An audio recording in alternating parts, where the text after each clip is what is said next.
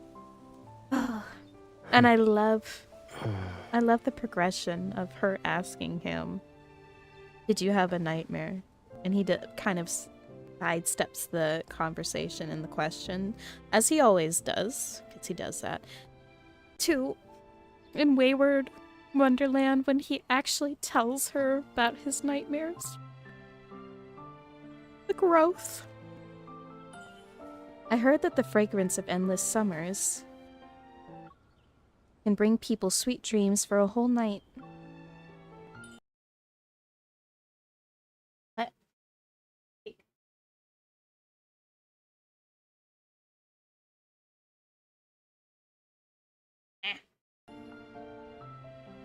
That's not gonna work right now.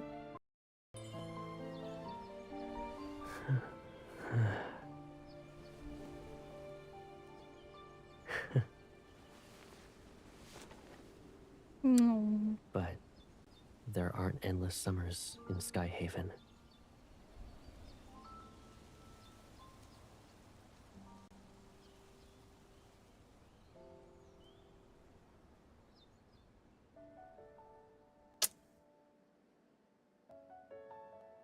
You could take some there. The ceiling light bathes the space in a hazy yellow glow. It's already nighttime. With the store's key twirling around my finger, I can't help but ask him something. "Caleb, where are you going to spend the night at?" He pauses before raising his chin towards a small suitcase tucked away in the corner. It's already late. I'll just crash here for the night, since I'm leaving early tomorrow. Then I'm not going home. What? I want to stay in the store for a bit longer. After all, I may not be able to come back here in the future. Uh-huh. You just tell yourself that, girl. A gentle night breeze accompanies us as the garden doors open. Side by side, we lay on the floor. We're enveloped by the sight of endless summers and the sky. Caleb and I don't speak. Minutes pass us by. Caleb is the first one to break the silence. It's been a long time since we were on the floor together. I want you to press me against the floor. I didn't say anything. Back then, you ran over to me with your pillow and said it was too hot. You wanted me to join you on the floor to sleep while the attic window was open. Then you complained about the mosquito repellent being too stinky and refused to spray it on yourself. And I woke up itching like crazy the next day. I had mosquito bites all over my body. His laughter quickly dissipates in the darkness. Caleb, it's almost like you have a photographic memory.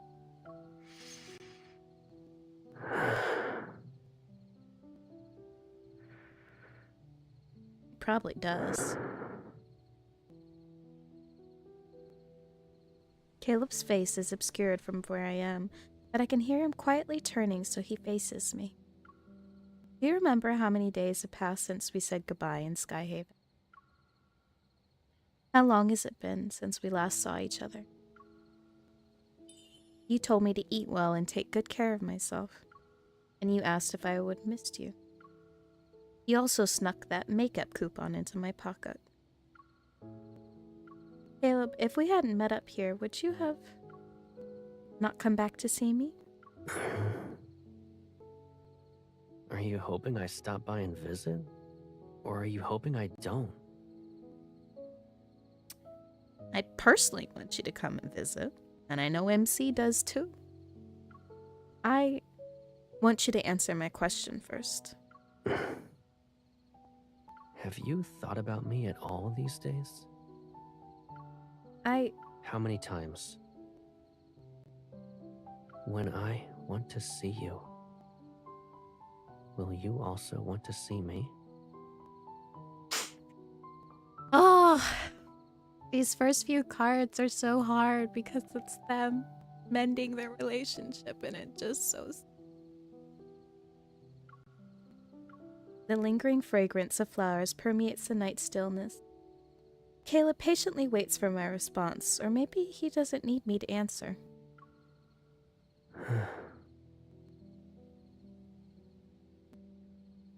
Time passes. Slowly he reaches out to me, and his dry palm touches the back of my hand.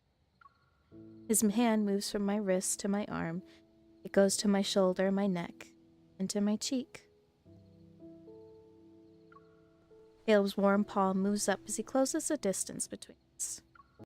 When our foreheads touch, I hear him. It's almost like he's sighing. Cuddling. Hey, how could I not come? Oh.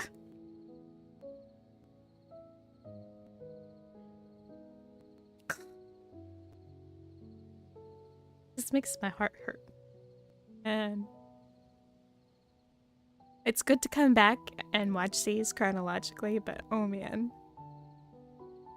Their relationship now, all fixed and opening and healing, is just... That's where I want to be right now. Not in this pain.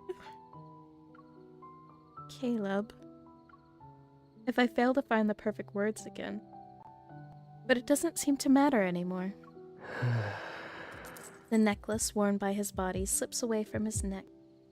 The apple gracefully lands in my palm.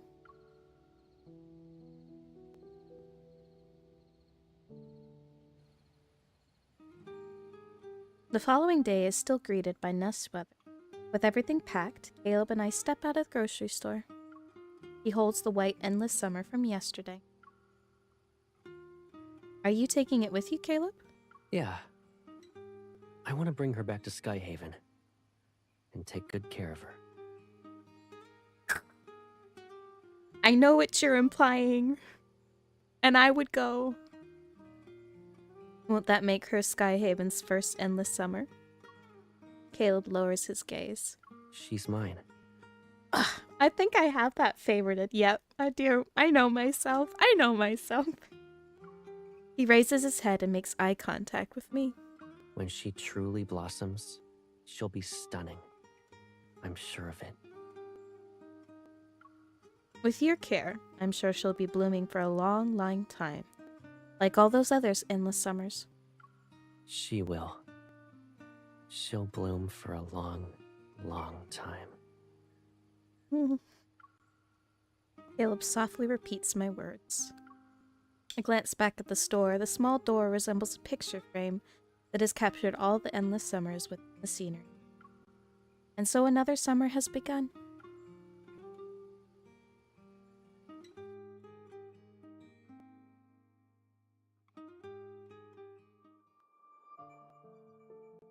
We go. That was the end. And I think that's the end for me. Okay.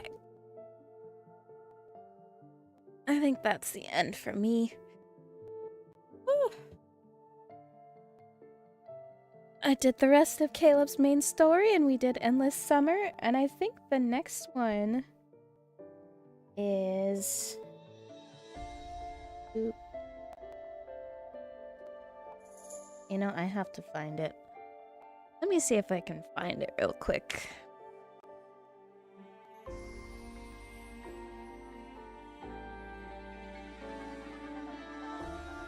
Okay. So, main story, Endless Summer, exclusive aftertaste. So, next one we'll be doing is exclusive aftertaste. And then his myth, Hidden Waves, Painful Signal, which I do not have. Don't have this one, and it makes me so mad. So I might either skip it or we'll just watch his card off of somebody's YouTube video. And then Intertwined Gold, which I do also have. And after that, I'm gonna have to figure out what his next order of his cards are, because I have no idea. And I gotta figure out what comes after Intertwined Gold. I don't know. Anyways, thank you guys for being here. And as you can see, I hit 101 affinity with Caleb. So that was very exciting. And I am very excited to keep doing the rest of his cards. His myth will probably be another long one, so I don't know if I'll do exclusive aftertaste as just a regular video and not a stream. But I'll try my best to try and fit it into a stream because his myth is going to take a long time. And I know it is.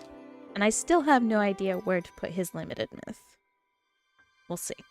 Anyways, thank you guys for being here.